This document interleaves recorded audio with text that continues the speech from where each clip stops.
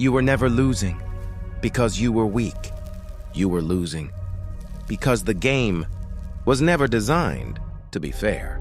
Competition was the illusion. They sold you to keep you running, while millions of people fought. For fragments of the market, the real winners were quietly buying the ground beneath your feet. They did not compete. They owned the entire track. Welcome to the dark monopoly. It was never freedom. It was the mechanism designed to keep you moving inside someone else's system. Most people believe they are losing because they are not good enough. But the battlefield was already owned before they ever arrived. Thousands of startups believe they are competing for success, but most of them are simply running on invisible infrastructure, controlled by forces they cannot even see. This is the illusion of the free market, a controlled environment where every movement, every transaction, every opportunity is filtered through systems owned by the few. The elite do not play the game. They own the stadium. And while millions of people fight each other for fragments of the market, the owners of the infrastructure quietly absorb the entire market itself. The illusion of competition keeps people distracted, keeps them consuming, keeps them exhausting themselves inside loops they were never meant to escape. Because the moment people stop competing, they begin observing who actually controls the flow. This is the architecture of the dark monopoly, a system where ownership of infrastructure matters more than talent, more than effort, more than innovation. Most people never realize they are running inside systems designed to consume them. The few who awaken stop fighting for permission and begin studying who owns the system. The modern monopoly is no longer built around products. It is built around infrastructure. The shift already happened. Power no longer belongs to the company that creates the best product. It belongs to the entity that controls the environment where all products must exist. Platforms, payment systems, cloud servers, distribution channels, data networks, the invisible arteries of the digital economy. Every transaction, every interaction, every movement must eventually pass through their gateways. This is the infrastructure monopoly. The elite do not need to destroy competitors. Short pause. They simply own the terrain beneath them, and the moment you depend on infrastructure you do not control. Your survival exists by permission. One policy change, one banned account, one closed gateway, and the empire you built can disappear overnight. This is why modern corporations invest more aggressively in ecosystems than innovation, because ecosystems create dependency, and dependency creates leverage. The competition you see is often just theater, performed on infrastructure you will never own. A performance designed to exhaust resources, while the owners of the infrastructure extract value from every direction. Even success can become a trap, because the moment your company begins scaling, you become increasingly dependent on systems owned by the monopoly itself. Cloud hosting, advertising networks, payment processors, app stores. The deeper you grow, the more oxygen they control. And once infrastructure becomes centralized, competition itself begins collapsing. Most people never realize they are not competing inside a free market. They are surviving inside controlled systems. The few who awaken stop chasing traffic and begin studying who owns the pipes. Innovation does not threaten monopolies, it feeds them. Most builders believe their ideas will set them free.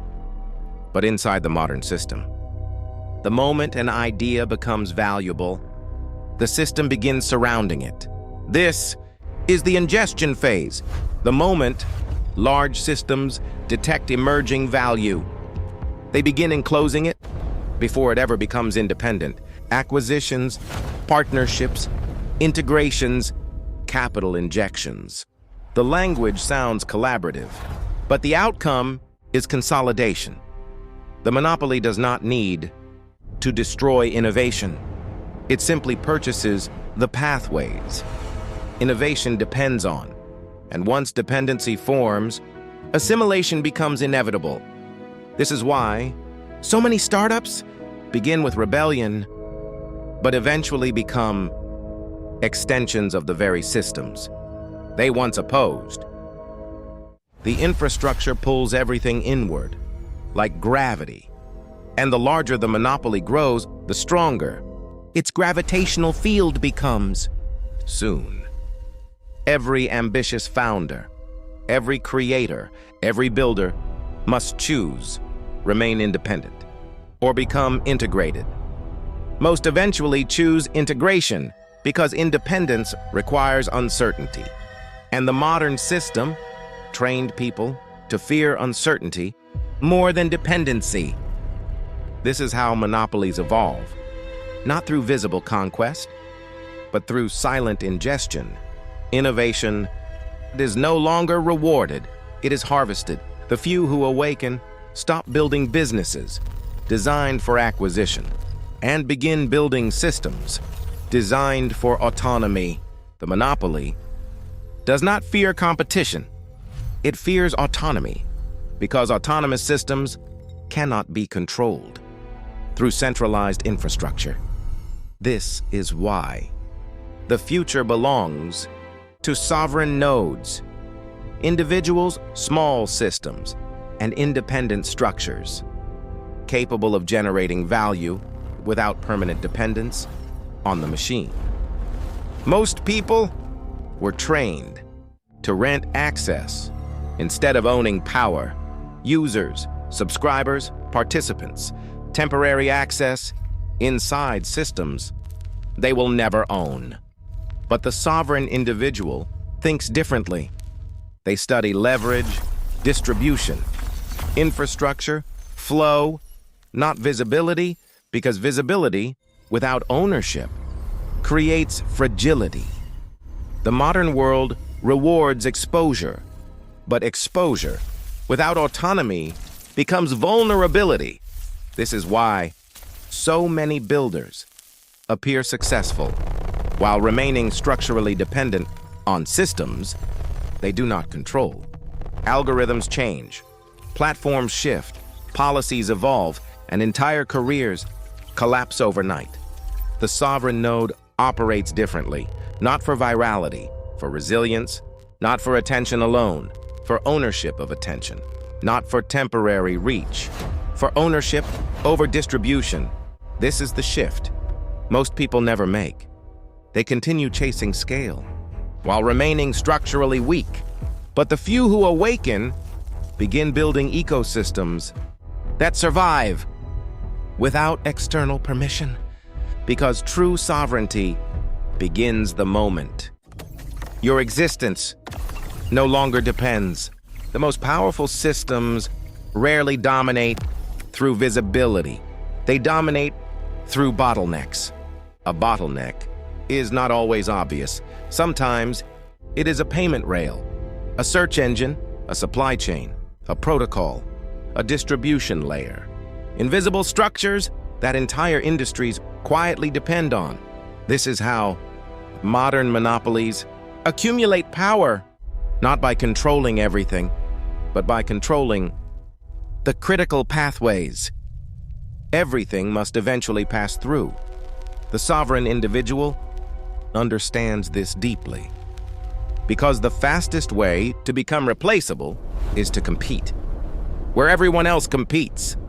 But the moment you control a bottleneck, the equation changes. Attention flows toward you, leverage compounds, dependency increases, And slowly, the system reorganizes itself around your position. This is why the future will belong to specialized sovereign systems. Small, focused, difficult to replace, capable of controlling critical flow. Most people waste years trying to be seen without ever becoming necessary. But visibility alone rarely creates power. Control over flow does.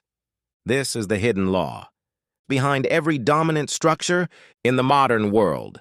The strongest systems rarely fight for attention directly. They position themselves where attention must eventually arrive.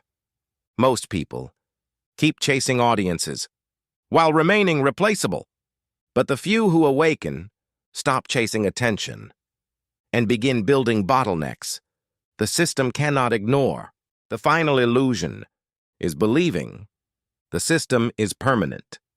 But every centralized structure eventually becomes fragile because systems built on dependency must constantly consume to survive. More attention, more labor, more control, more extraction. But the moment enough people begin reclaiming autonomy, the architecture starts weakening, not through violence, through withdrawal, attention withdrawal, dependency withdrawal, psychological withdrawal. The monopoly survives only while you believe you cannot live without it. But sovereign systems change the equation. Independent creators, independent infrastructure, independent communities, independent distribution, small autonomous systems slowly reorganizing the landscape. This is why the future will not belong to the largest systems. It will belong to the most adaptable, the most decentralized, the most resilient, the least controllable. Most people will continue chasing access inside structures they will never own. But the few who awaken begin building parallel systems, capable of surviving outside centralized control. This is the sovereign exit, not escaping reality, escaping unconscious dependence, because true freedom was never about status, or visibility, or scale. It was always about ownership. Ownership of time, ownership of attention, ownership of infrastructure, ownership of self. If this message resonates with you, stay connected to Compound Core. The age of sovereign architecture has already begun. And the exit starts with the first system you build for yourself.